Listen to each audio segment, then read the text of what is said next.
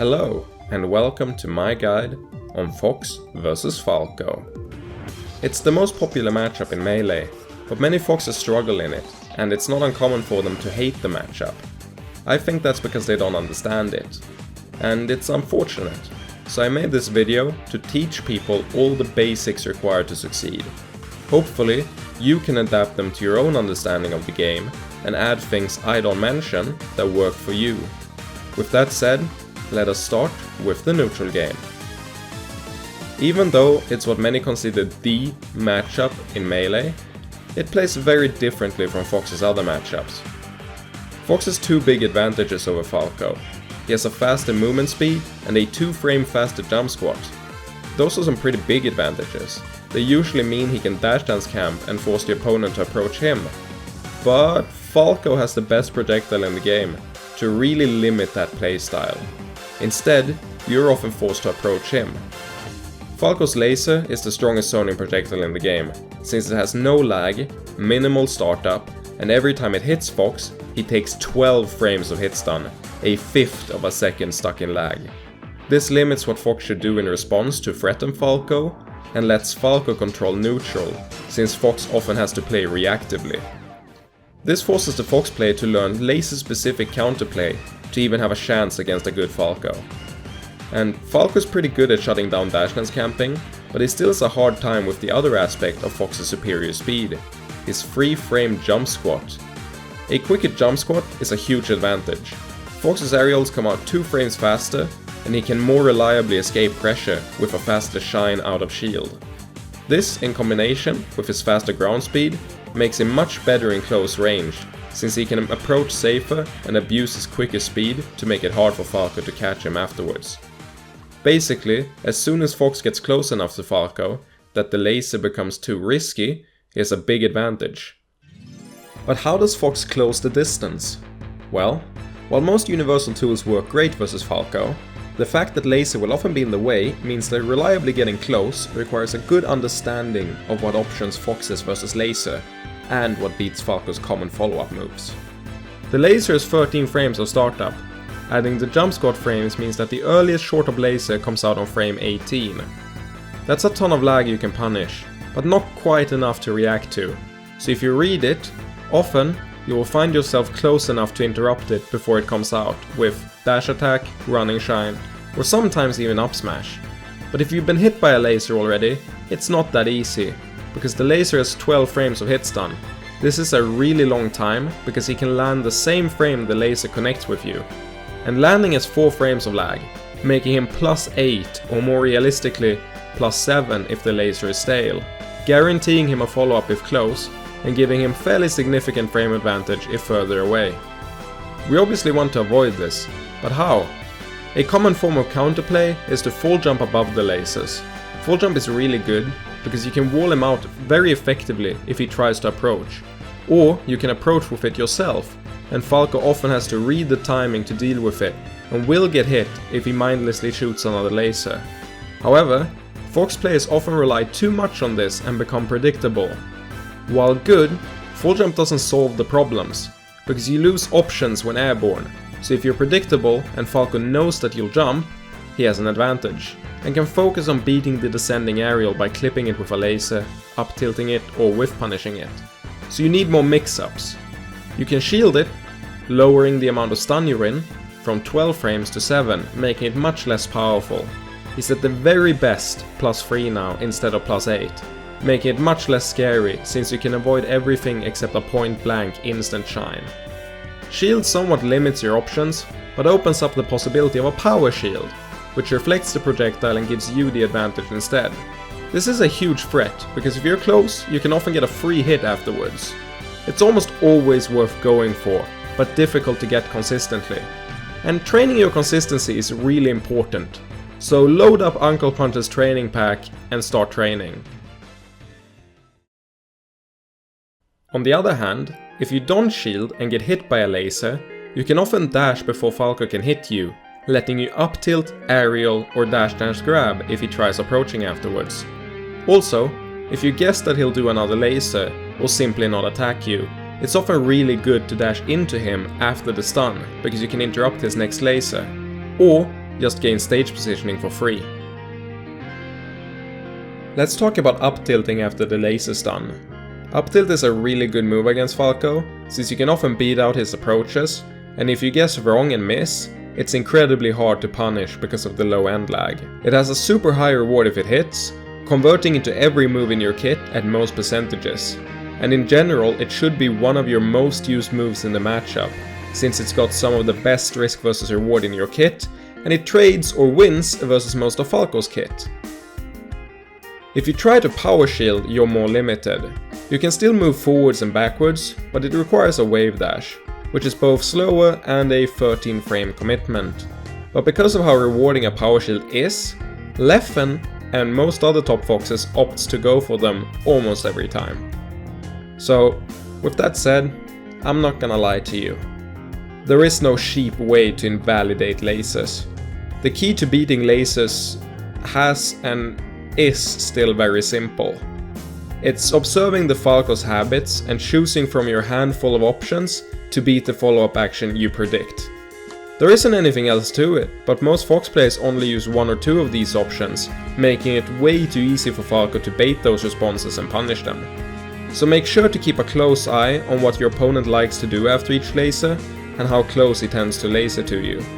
You'll be surprised to see just how often the Falcos do bad lasers in neutral, and implementing approaching after the laser stun will make it much easier to punish them for it.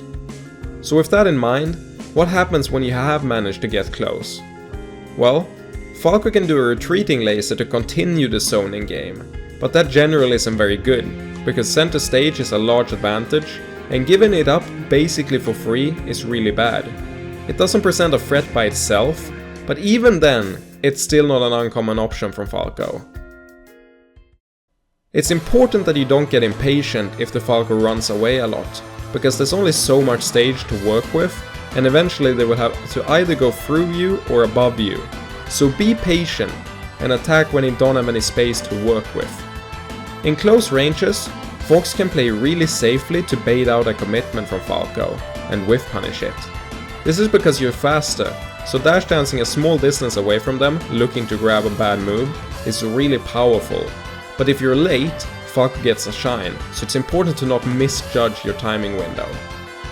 You can also try to just attack Falco with aerials, and since Falco is slower than you, he can't dash dance with punish. His options are to put out a hitbox before you and beat out your approach, which of course isn't very good if he misreads your timing. Or he can shield, roll and spot dodge, all of which pose zero threat and can be called out.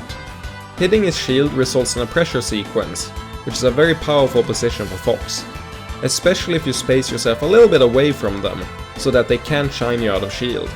Sometimes they try to ASDI down or CC your approach, but with all the tools at your disposal, it's not that good. Spaced aerials, down air, shine and grab all beat it, and up tilt starts beating ASDI down really early at 13%, and even beats CC at 38%. So crouch cancelling is not very good versus Fox if you play around it intelligently. If you happen to make a misjudgment and misspace a move, or get your timing read by Falco, he can and often will aerial, up tilt or shine you, and he usually gets between 40% on a stock from them, so it's important to play with precision to not give him any easy shines. A lot of the time, their opportunities come from your mistakes, so remember to train your execution, because Falco really preys on your mistakes, and this is a large reason for why so many lower level players have a hard time in the matchup.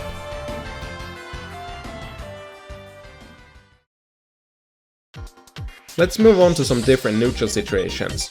You should know that Fox is incredibly strong on the side platforms, as it severely limits the tools Falco has to interact with you. His laser doesn't reach, and the only aerial that poses a threat to a shielding Fox is up air, unless you're on Yoshi's Story or Pokemon, in which case short up back air is also fairly threatening. Falco often has the full jump to really scare you though, and if he doesn't hit you, he forfeits the positional advantage he had, meaning you can drop down and take center stage for free. He does have the option to shine you and then wave land, but even that isn't very good, because if you shield it, you have a large window to escape or shield drop aerial him. Overall, a very solid position to be in, but keep in mind that there is rarely any pressure to interact with an opponent on a platform, and he can always opt to just take center stage and let you down mostly uncontested. If you're at higher percents, playing on platforms is usually a really good way to live that little bit longer, find the positional advantage, and extend the time you can find an opening. And openings are really good versus Falco. Fox is a disgusting punish game of Falco, and that's because of his powerful grab, up tilt and up smash, and how every other move in his kit converts into one of those three, or into a knockdown.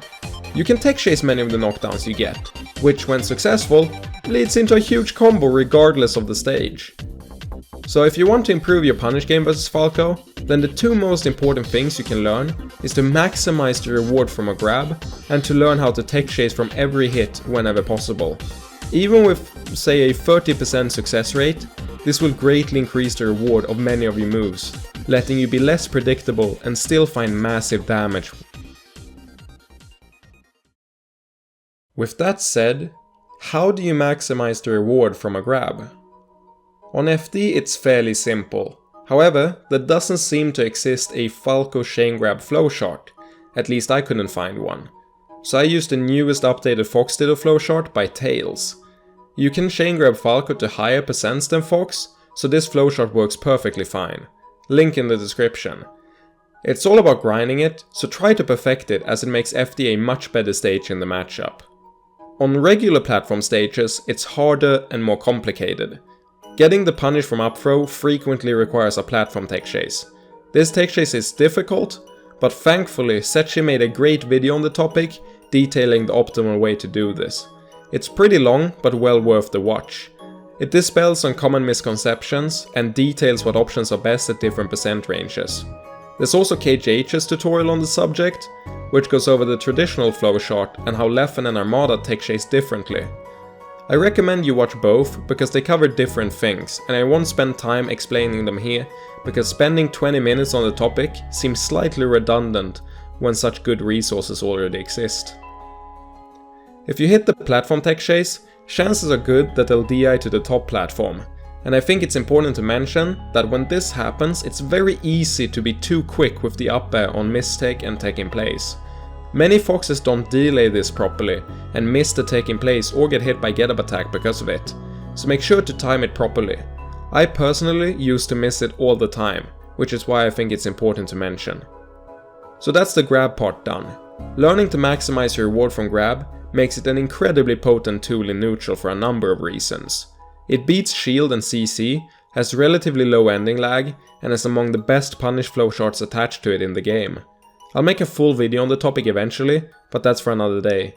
It's safe to say that there's a reason so many Foxes devolve into just looking for the grab. The next thing I want to cover is tech chasing. This is a general pro tip for most matchups, but converting your hits into tech chases is a very important skill to learn, because it makes more moves into good combo starters. I recommend you start learning this with neutral air. In this matchup it starts to knock down at 36% and higher. You then react to the DI. On DI in, they'll become airborne and you can get a follow-up immediately. But if they DI out, you have to dash to the landing spot and tech chase from there. The tech chase feels overwhelming at first, but it helps to think about it like a simple logic tree. It's not one reaction, but multiple ones in a sequence. First you react if they hit the tech or not. If they do, you then react if it's tech in place. Then you react to which way they roll. If they miss the tech and you're below 90%, you instead crouch right next to them and react if they regular get up or get up attack first. Then you cover the rolls. The crouch tech chase is harder, because you have to learn how to dash out of the crouch to cover the rolls, which is a very hard input. Spend time practicing it, because otherwise you have to read their tech option, because you can't reliably get a reaction punish if they miss tech and roll. Uncle Punch's training pack is perfect for training this, and I've improved my own consistency a lot from just mindlessly grinding it until it's firmly in my muscle memory. While we're on the topic, let's talk about tech chasing from Shine. Shine knocks Falco down, but it's never possible to cover every optional reaction. He can simply tech too quickly. Because of this, it's not possible to react to immediate tech in place or roll away and cover them. However, it's a very good idea to react to tech roll in and miss tech on the Shine, especially from a defensive Shine out of shield. But if they always take away or in place, I tend to read one of those options instead. Now, the last thing I want to cover is edge guarding. Edgeguarding Falco is either really difficult or really easy depending on his height. Above ledge he has access to one of the best recovery moves in the game, his side B, but below ledge he instead only has up B and is in most cases easy to edgeguard. Falco's side B is so quick that reacting to it and putting out a hitbox is impossible. So the two ways commonly used to cover it is to either position yourself slightly above Falco's height in advance and then cover it with a preemptive back air, or to punish its landing lag. To cover him going to ledge, you have to read him going for it and take ledge before him, if he sweet spots, or have him far enough down that you know his jump only reaches the edge, leaving him that single option. If he goes for up B instead, chances are you can cover everything with a well-timed rising back air, or jump out and shine it. With a good grasp on how to beat his lasers, which hits to search for and how to kill him, as well as an understanding of how you can abuse your speed advantage, I think it's time to touch upon a general game plan at different percentages. When you and Falco are at low percent, 0 to 30, the things to look for offensively are shine, down air and grab, while your defensive focus should be on looking for dash dance grab and stuffing him with full jump and short hop back air, because it rarely trades and mostly beats his moves outright, which is important because I find that he's usually better in the trades when he's at low percent. The second percent range is when he's at 30 to 70%, where up tilt is king. Spamming up tilt at these percent is busted for all the reasons mentioned earlier, so make sure to abuse it. I find that the trades are mostly fine in this range, because you usually can't get a follow-up from them or get in a position to threaten you in time. Neutral air spam is also very potent here, if you're aware of the crouch cancel possibility. At higher percent, like 70 to 120, you really just want to hit him. And if you're also at these percentages, you need to know that trades kinda suck here, because there's a good chance you'll end up off stage after one.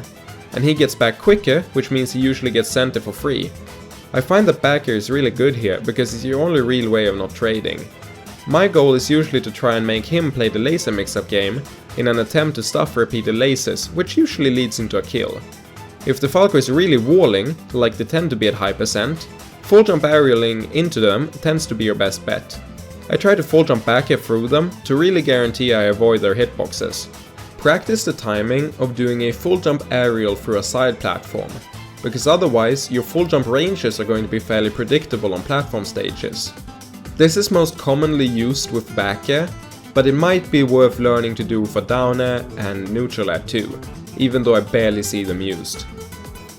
With all of this said, there's some extra stuff I want to talk about before the end of this video. Let's break down some different defensive techniques Foxes vs Falco stuff. First of all, down air isn't actually one of Falco's high reward moves, like many people think, because you have so much counterplay to it. It can be shined out of before the follow-up at 0 to 5%. At 5 to 34, you can SDI to avoid a shine, and if you're airborne when hit, you can always shine him before he's actionable, and sometimes even have time to grab him. At 35 to 91%, it can be teched and he gets nothing. Because of that, I don't think it's actually that reliable of a move, as you can escape it at most percentages in some way. The second really important defensive technique is how to DI shine, which is pretty simple. The way you're sent is determined by which side of the shine you are, and you want to DI full away to escape his combos, until he can end it with a down air off stage. Then you want to hold full in on the shine instead. Pew Pew has made a video on this, which I will link in the description. I also want to touch upon what happens when you're grabbed. Falco's grab is really bad. You can SDI up on both his up throw and his back throw, and escape any combo he normally gets, meaning that there is no mix-up. So always try to SDI up once or twice during the throw. 20xx is really good for this. Be aware that there isn't really an easy way to escape a forward throw at the ledge, so you still have to avoid being grabbed in the corner. And I feel like I'm stealing KJH's video by saying that, since he made one just like a week ago or so.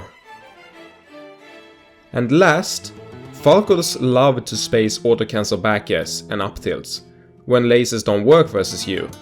It's important to know that you can often get a free punish on it if you dash and then crouch right before you reach them. Because you're crouching means that you go under the strong hit and only tank the weak hit of back air. Running up smash is also a really good option because of this, since it often trades with the soft hit, making it a really good move to call out both Falco's auto-cancel back air and laser.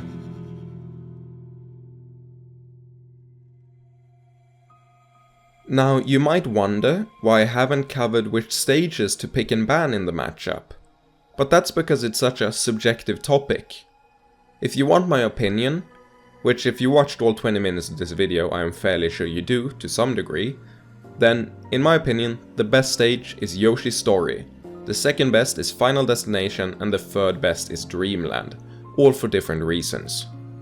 Yoshi's is really small, so you can constantly be up close and he can't really wall you out in any significant way. Plus, your advantage state is really good on this stage, and you kill earlier. Final Destination just has a touch of death aspect, and simply neutral, since you just want to somehow convert into a grab/tech chase. Dreamland has inconvenient platforms for Falco, that break up combos and the size lets you survive longer than him. Though, the stage length I think is actually a detriment, but with that said, those are just my opinions. I've talked to other players who don't agree with me, so don't take these picks as gospel. They're just my personal favorite. And with those closing words, the guide is finished.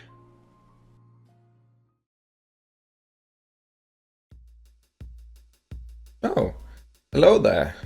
You got to the end of the video.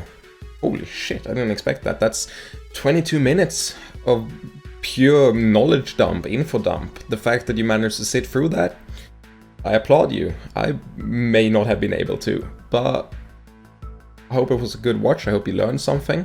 The goal of this video was to give you like a skeleton for the matchup so that you can understand all the basic mix-ups and stuff. It's not meant to be exhaustive, so please go out on your own and find other stuff. This is not a complete list of what you should do to beat every Falco in the universe. It's just a very good starting point. That's the goal for it, at least. I feel like I cheated a little bit by using Setchi's and KGH's video, which obviously linked everywhere. I've linked everything I say I will link, so don't need to add that. Yeah, it was fun making this 200-hour project, way longer than I intended. I got inspired by Turn Down for Walt. He made a Wizard video, which I was really inspired by. And I've always liked video essays, so I was like, I gotta do something like that. Didn't know how to start, so I was like, wait. On stream I told my viewers that I was gonna do a Falco guide, and then I never got around to doing it, so might as well finish that. Turns out that was harder than I thought. Made a 4K word script, ended up having to remake it like 2 or 3 times because it wasn't good enough. Then I had to re-record audio like 5 times because I bought a pop filter after the 3rd time because my P sounds are too powerful for you. So I hope the audio is good enough. There's still a ton of mistakes, like I say don't instead of doesn't. I, for some reason, can't say dash dance. There's a ton of stuff like that. But they're small mistakes, and they give the video personality, so to speak. With that said, follow me on Twitter at Pipsqueak with an E, and on Twitch it's Pipsqueak SSBM. I'll be streaming regularly as soon as I get internet back. They were gonna build fiber before I moved here, which was like a month ago, but turns out there's ancient remains in the ground right next to me, and they can't dig through it. So instead I'll have to do an airborne cable, which I can only imagine comes with a ton of complications. But hopefully I'll find internet in some way, and then I'll start streaming regularly. I've already got a schedule worked out. And yeah, that's about it for me. Thank you for watching, and I'll see you next time.